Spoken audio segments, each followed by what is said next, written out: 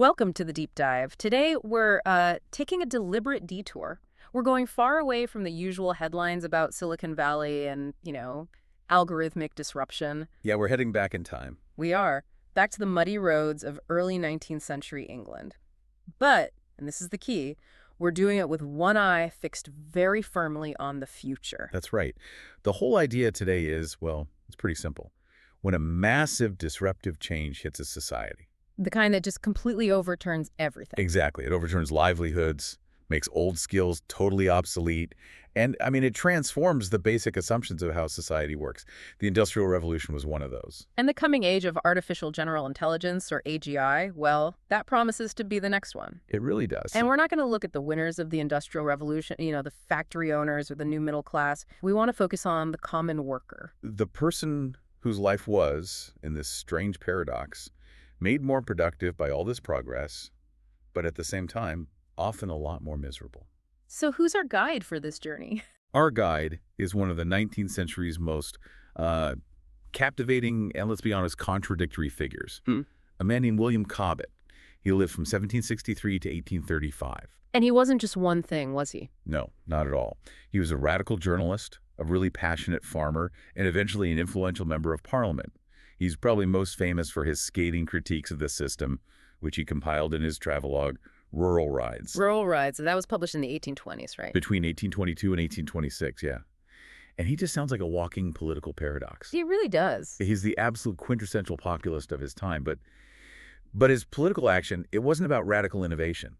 It was about radical restoration. Restoration. So looking backwards. Precisely. He was always championing the rehabilitation of what he called the good old times, which is what leads to that misdescription of him. I think it was Karl Marx who called him at once the most conservative and the most destructive man of Great Britain. Wow. That's quite a statement. The purest incarnation of Old England, but also a call for massive change. Exactly. So our mission here for you is to unpack this. We think by looking at Cobbett's life and focusing on three key stories, three vignettes from his work, we can identify these fundamental conflicts from back then that are just incredibly likely to pop up again as we move into an AGI world. Okay, so we're using his life as a kind of framework. A framework for recognizing three kinds of conflict. The battle against abstract control, the fight against this systemic enemy of concentrated capital, and the hidden mechanics of labor discipline.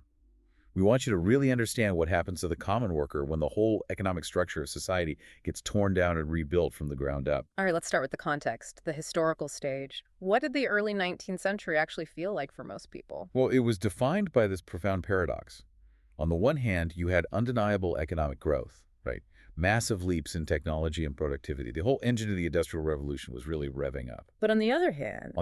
you had widespread job destruction and, for most ordinary laborers, just economic stagnation. And this is where we get to the really crucial data point, isn't it?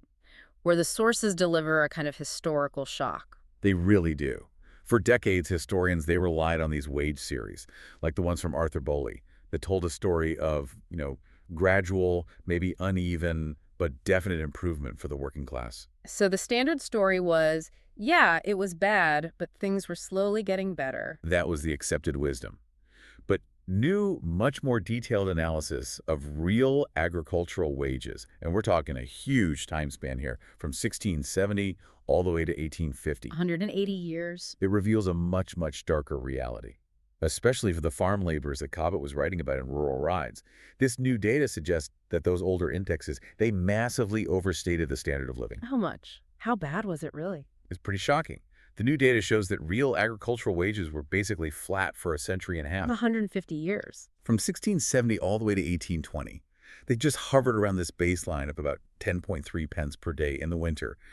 Even by 1850, the average real wage was only about 20% higher than it was back in 1700. And that's before you even factor in inflation from the wars. Right. If you account for that, many laborers actually saw their real buying power go down significantly for decades. That is the ultimate great disconnect, isn't it? You've got the biggest explosion of productive capacity in human history happening, and yet the actual economic security of the people doing the work, it barely budged for generations. And that is the grave warning for our post-AGI era. I mean, if the massive productivity gains from AGI and automation follow this same pattern, If the wealth just flows to the people who own the code, the algorithms, the capital. then the majority of the population, the people whose jobs are displaced or devalued, they face not just stagnation, but a long-term, I mean, the erosion of their entire economic foundation, this decoupling of productivity from wages. It's not new. It's the defining pattern of disruptive change. And it wasn't the same everywhere, was it? It created these deep regional splits, which feels very familiar today when we talk about, the coasts versus the heartland. Precisely. The experience in the North was violently different from the South. In the industrializing North, in the Midlands, real wages did go up substantially.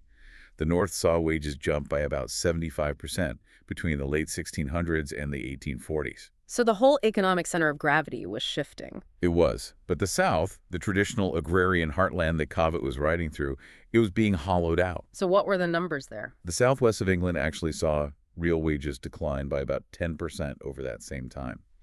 The southeast, which started out as the wealthiest region, fell back to just the national average. The north went from being the poorest region to the richest. Cobbett was literally watching one economic world decay as another was being built somewhere else. And the social cost of all this must have been brutal, especially after Napoleon was finally defeated in 1815. Brutal is the word. Farmers had done well during the wars because food prices were high, but they never committed to raising wages permanently. So when the prices fell after the war? They cut wages even further. And they could, because the labor market was just flooded with surplus labor. You had all these servicemen returning from the Army and Navy, plus a baby boom. There was way more supply of workers than demand. That sounds like a perfect storm for people becoming dependent on poor relief. The government effectively ends up subsidizing the farm owners' payrolls. That's exactly what happened. Laborers just couldn't survive on their wages alone, so they became more and more reliant on the local parish. You see these payments called allowances in aid of wages, which were basically top-ups based on your family size to get you to a bare subsistence level. And they needed help with other things too, I imagine. Oh, yeah. They relied on casual relief for things like clothing, shoes, fuel, and crucially, rent for their cottages. And the housing situation itself tells a story, doesn't it? It becomes almost parasitic. It does. We've got historical data showing cottages that rented for, say, 30 shillings a year before the war were being subdivided, sometimes into 4 or 5 tiny little dwellings. And the owners were then pulling in between £5 and £10 a year. So they were just extracting maximum value from the absolute minimum standard of living. Yes, and all through this crisis, the government's focus wasn't on the welfare of the poor worker. Their number one priority was managing the crushing war debt and protecting the financial system. Like the Bank of England suspending gold convertibility. Which is so key to understanding Cobbett's rage. When they suspended the gold standard, the government could just print paper money to fund the war. That led to huge inflation, which devalued the wages of the laborers. The government was prioritizing the stability of the banks and the value of war bonds owned by the rich over protecting the poor from skyrocketing prices. That tension prioritizing abstract finance over physical labor, that takes us right into Cobbett's first great conflict, doesn't it? His battle against abstraction itself. It's the perfect entry point. Vignette 1. Cobbett versus the abstract men. So his entire political critique, it was aimed at this rising tide of rationalism and scientific governance. He wasn't really fighting people so much as he was fighting ideas. The idea that you could understand and run a society purely through abstract data, through statistics, and these utilitarian calculations. And his intellectual enemies were the perfect symbols of this, right? Like Thomas Malthus. He famously called Malthus the population check parson. Malthus argued that population would always grow faster than the food supply, so poverty was just inevitable, and trying to help the poor was actually counterproductive. And the other one was Jeremy Bentham, the champion of utilitarianism, who Cobbett called the metaphysical gentleman. Utilitarianism being the idea that the best action is the one that creates the greatest happiness for the greatest number of people. Which sounds good, but Cobbett argued that the calculation involved completely dehumanized people. Yeah. And what's so fascinating is Cobbett's solution. His rhetorical method. He just fundamentally rejected this kind of abstract reasoning. And you replaced it with what? With a physical style of narrative. He insisted that the only true source of political truth was sensory, common sense interaction with the real world. He turned political argument into a travelogue. He was substituting theory with his own lived experience, which is why Rural Rides is still so powerful today. And we have the perfect example of this, the story of the inn boy. It's just a stunning piece of political writing. Walk us through it. Okay, so he describes meeting this young boy at an inn, and he describes him so meticulously. The boy's smock-frock, his strong, nailed shoes, his clean but coarse shirt. He takes in all these physical details. And then he connects it to politics. Instantly, he asks himself this question: will anything, I wonder, ever send this chap across the ocean to tackle the base, corrupt, perjured Republican judges of Pennsylvania? That's such a huge leap. Why judges in Pennsylvania? Why not just complain about the local landlord? Because he's connecting the dots for his readers in a flash. He'd lived in America. He knew the system there. His point is that the boy's poverty, the fact that he's stuck in this menial job, it's not a personal failure. It's not some Malthusian law of nature. It's evidence of a corruption so vast it spans the globe. So the boy himself, the physical object, becomes evidence against this abstract global financial system. Irrefutable evidence. He Yeah. makes the political challenge personal and moral, not some dry institutional problem you need a degree to understand. He used tangible things to fight abstract policies. Absolutely. Yeah. His bias against theory was total. He proudly said he got his knowledge not from universities, which he called dens of dunces, but by hearing what gentlemen, farmers, tradesmen, journeymen, laborers, women, girls, boys, and all have to say. It's the classic anti-expert, pro-common sense populism. And it was all about the primacy of matter over theory. He trusted the fertility of soil he could feel over a picturesque view he could just look at.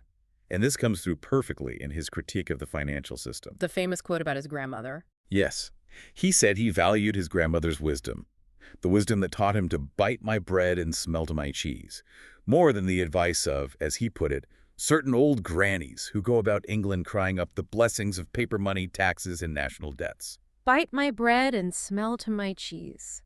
That's so powerful. It's about verifying reality with your own senses. Exactly.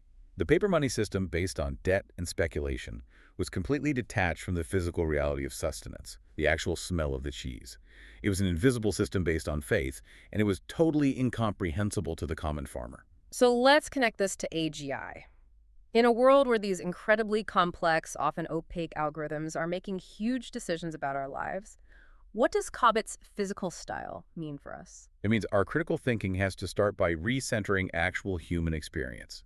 If we let this kind of instrumental rationalism, the idea that society is just a set of variables you can optimize, if we let that define everything, then the people displaced by automation will just be seen as glitches in the system. Data anomalies. Right.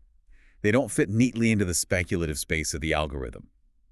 Cobbett's warning is that we have to insist on human values, on lived experience, on all the non-quantifiable stuff to challenge the cold, abstract logic of the machine. We have to find ways to turn personal suffering, the modern equivalent of the boy in the smock-frock, into political evidence, instead of letting it be dismissed as an optimization problem. That's it. The fight isn't just against the technology. It's against the abstract principles used to deploy it. And that focus on abstract systems leads us directly to Cobbett's great enemy, the thing he blamed for it all. Vignette 2, The Anatomy of the Thing. Yes, the thing. He first called it old corruption, but then he just shortened it to the thing. And it was never a specific person, not the king, not the prime minister. It was the system. An interlocked system of government, political power, and finance. He saw it as this giant parasitic organism just feeding off the labor of the common people. We should probably define what the thing was actually made of, because I think when we hear corruption today, we just think of bribes. This was much deeper. It was much deeper. At its heart, it was a political structure that was fueled by the immense amount of tax money raised to fund decades of war against France. And this extraction of money benefited a very narrow group of insiders. Through what kind of mechanisms? Well, first you had sinecures. These were public offices that came with a salary but required little or no actual work. They were basically gifts from the state to political allies. Like a no-show job. Exactly. Then you had reversions, which was the promise of a future sinecure. You'd get the right to inherit a lucrative post when the current guy died. Then, of course, lucrative government contracts handed out with no bidding, and finally, church patronage. Political favor could get you a very highly paid job in the Church of England. So the political class was just paying itself enormous sums of money for doing nothing, and it was all funded by war debt. Precisely. And the money to pay for all this, to service that massive debt, was extracted through an indirect tax regime. And this is crucial. Meaning they weren't taxing wealth or property. Not primarily, no. They were taxing things everyone consumed. Beer, candles, salt, tea, sugar, tobacco. These are flat taxes, which means the poor, who spend almost all their income on these necessities, were paying a massively disproportionate share of the tax burden compared to the wealthy landowner. So the laborer whose wages had been stagnant for 150 years was also paying a higher percentage of his income in tax than the gentleman who owned the farm. That is a profound systemic outrage. It was, and his outrage over finance was legendary. He saw this whole shift from a tangible land-based economy to a debt-based paper money system as the root of all moral and social decay. He had some pretty colorful language for it. Oh, he did. He called the vile paper money and funding system a system of Dutch descent, begotten by Bishop Burnet and Born in Hell. He saw it as turning everything into a gamble, destroying social virtue because people were chasing speculative wealth instead of honest production. And he was a moralist, but he had the data to back it up, especially on inflation. He was a populist with a very keen eye for economics. Think about this. From when the Bank of England was set up in 1694 until the start of the Napoleonic Wars, the average annual inflation was just 0.01%. It was incredibly stable. And during the rise of the thing. From 1793 to 1813, the price level soared at an average of 4.85% a year. Almost 5% inflation every year for 2 decades. If your wages are flat, that is a catastrophe. It's a catastrophe. And this inflation, driven by printing paper money to service the debt, was actively funneling wealth to non-producers and financial speculators. Cobbett saw that the government's primary goal was protecting the value of its bonds, protecting the bondholders, not ensuring the welfare of its working citizens who were starving. And why didn't the great liberal economists of his day, like David Ricardo, see this as clearly as Cobbett did? Well, Ricardo was operating in a different world. He was a hugely successful stockbroker, a bondholder himself. He was structurally part of the thing. He saw worker distress as a temporary friction that the market would eventually solve. Whereas Cobbett, coming from the perspective of the physical producer, he saw the financial system not as an engine of efficiency, but as a moral structure engineered to extract wealth. He saw the inflation not as a tool, but as a deliberate act of violence against laborers. So bringing this forward, what is the post-AGI parallel to the thing? The modern thing is forming right now, and you could argue it's even more pervasive. When AGI and automation replace both cognitive and physical jobs, the unprecedented wealth that's created flows primarily to the owners of the intellectual property, the huge data models, the proprietary algorithms, the venture capital that funded it all. So instead of sinecures and government debt, our modern thing is built on intellectual property law, patent thickets, and regulatory capture. Exactly. The modern nexus is global finance, corporate lobbying, and the political power that shapes policy like tax codes that favor intangible assets to secure this extraction. Wow. Cobbett's outrage is perfectly mirrored. Government policy is designed to protect the abstract ownership of new capital over the concrete security and welfare of human beings. So the lesson is, as AGI matures, we need to look beyond just the individual tech companies and identify the whole interlocking system of policy, finance, and privilege that make sure the wealth goes to the few. That's the challenge. Which brings us to how that system physically managed and controlled the people who are being left behind. Vignette 3, disciplining the poor. Yes. This is about the enforcement mechanisms, particularly in the Southeast Cornlands, after the agricultural depression hit post-1815. The whole system was designed to enforce humility and obedience, not provide dignified support. And the poor law system was a key part of this. It was an incredibly perverse mechanism. Farmers deliberately kept wages low, often below subsistence, because they knew they could just offload the cost of keeping a family alive onto the parish ratepayers. So they were subsidizing their own labor costs by socializing them across the whole community, while still keeping total control over their workers. And as the pool of unemployed men grew, the local authorities had to come up with these complex schemes to manage what they called surplus labor. Schemes like the roundsman system. Yes, where the parish would literally cycle unemployed men from one employer to the next. And even harsher quota systems, which we have great records of from a place called Ticehurst. Okay, tell us about the Ticehurst quota system. How did that work? The Ticehurst Select Vestry, it was called, introduced this strict quota in late 1821. Farmers were forced to employ a certain number of men who they called ticket men, based on how much their property was worth. The formula was 1 ticket man for every 15 pounds of rental value. And the parish paid most of their wage, I assume. Right. The ticket men got about 7 pence a day from the parish, with a bit more for large families. It was deeply subsidized labor, but the whole system backfired almost immediately in a way that just exposed the employer's greed. How so? The parish records show that after the first allocation of ticket men, the number of laborers needing poor relief swelled from 199 to 363. The large farmers immediately used the availability of this super cheap subsidized labor as an excuse to fire their higher paid regular workers. Wow, that is unbelievably cynical. They were gaming the system to drive down wages for everyone. It was a blatant manipulation of the poor law for maximum profit, and the industrial discipline for these men was enforced brutally. It was all about deterrence. Completely. Ticketed laborers who didn't satisfy their employer were kicked out of the scheme. If you refused work, you were put to hard labor on the parish farm. And the control went beyond work. It was moral policing. The vestry explicitly ordered the overseer to look into the public houses every Saturday evening and Sunday morning and make his report of what paupers he may find there tippling. They weren't just regulating labor, they were regulating character. No independence, no leisure, no dignity. It was total control, designed to enforce subservience. And this system wasn't just for farm workers. It was systematically used to degrade the status of skilled artisans and journeymen, which is a really chilling precedent for the AGI era. What did they do to the skilled laborers? Well, if a countryside craftsman, a blacksmith, a wheelwright needed help during the slow winter months, they were immediately put to road work. The point wasn't to find them suitable work. Their parish earnings were deliberately calculated to ensure their total annual income was level to that of farm workers or any other pauper. So the goal was deliberate status degradation, to make a skilled craftsman worth no more than an unskilled laborer.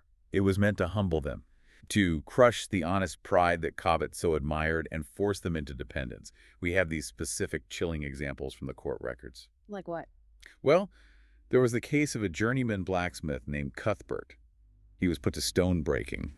For a skilled man whose life is built around the nuance of metal and fire, being forced to just smash rocks, it's a profound and very public humiliation. And the wheelwright. A man named Reed, a wheelwright. He needed a small subsidy to travel and look for work, which was the customary way for artisans. The parish denied him and instead put him to grubbing, digging up roots, and clearing brush in the local woods. That story of deliberately leveling people down is so much more chilling than just talking about stagnant wages. They were actively dismantling the social value of skill. They were.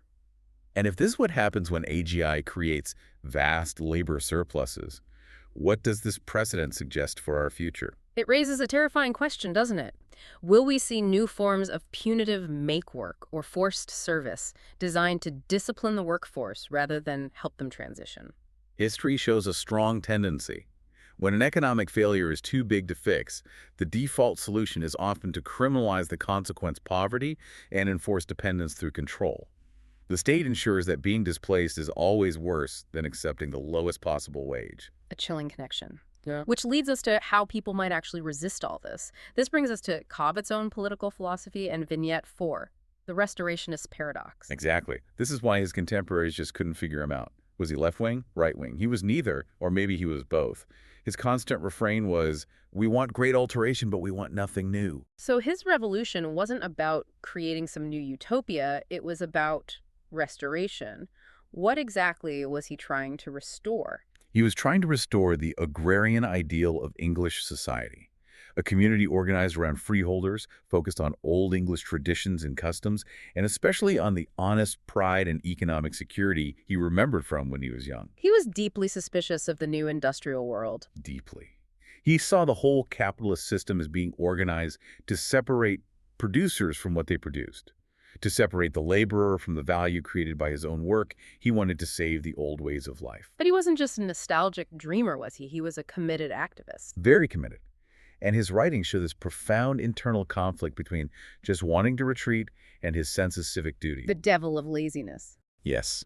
This struggle is dramatized so well in Rural Rides. He's visiting this beautiful, secluded estate, and he describes this inner dialogue where the devil of laziness tempts him to just retire. It says to him, "Well then, and could you not be contented to live here all the rest of your life and never again pester yourself with the cursed politics?" The temptation to just step away from the fight and enjoy your own private peace. the ultimate escapist fantasy. Uh, But he rejects it. He chooses the political struggle, energized by the, as he says, delight of beholding the tormenting embarrassments of those who have so long retained crowds of base miscreants to revile me. He'd rather bully the corrupt politicians into submission than enjoy a quiet life. So the lesson from Cobbett's restorationism for the AGI era is that when society's economic foundations are destroyed, the mass political reaction probably won't be a forward-looking revolutionary demand for a brand new system. It's much more likely to be fundamentally restorationist. People will seek a return to the security, the dignity, the support systems they imagine their ancestors enjoyed. A world where the government protected the worker, not the financier. And this yearning for security and community is why future populist movements will probably defy the simple left-right labels. It sounds a lot like what the economist Karl Polanyi called the double movement, doesn't it? Society instinctively pushing back to protect itself against the dehumanizing forces of a totally unregulated market. Absolutely. Cobbett was railing against what his age just called inevitable progress. He fiercely resisted the idea that there is no alternative, the Tina principle, to the destructive market forces that were tearing his world apart. He insisted there are always alternatives. Yeah. And that common knowledge, properly applied, is the only thing that can fight the insiders and specialists who are all entangled in the thing. This has been a really profound deep dive. Using a 19th century journalist as our guide to the future has given us 3 core conflicts that are crucial warnings for the post-AGI world. First, the danger of economic abstraction. We can't let opaque algorithms govern our lives without respecting physical, lived, common sense experience. Second, the critical need to identify and dismantle the new version of the thing. We have to see the modern nexus of intellectual property, global capital, and political power for what it is, a system for directing wealth away from human producers. And third, we have to recognize that popular resistance will likely be restorationist. It'll be focused on restoring community and dignity, not just inventing some new system from scratch. Cobbett reminds us that the financial system is never neutral. It's always tied up with politics, state power, and privileges for the well-connected.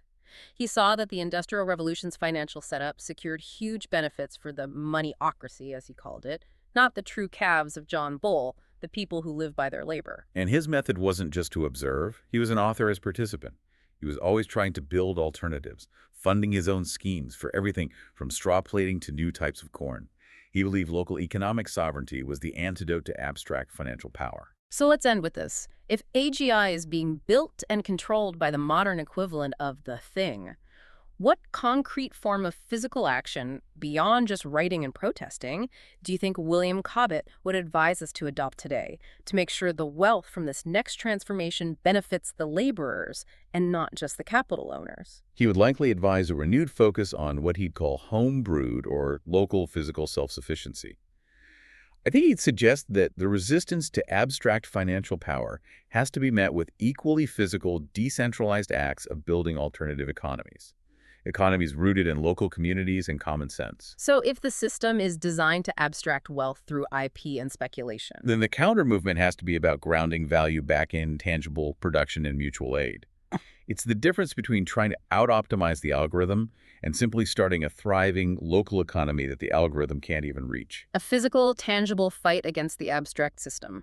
Something profound to mull over as we watch the progress and the social pressures of the age of AGI unfold.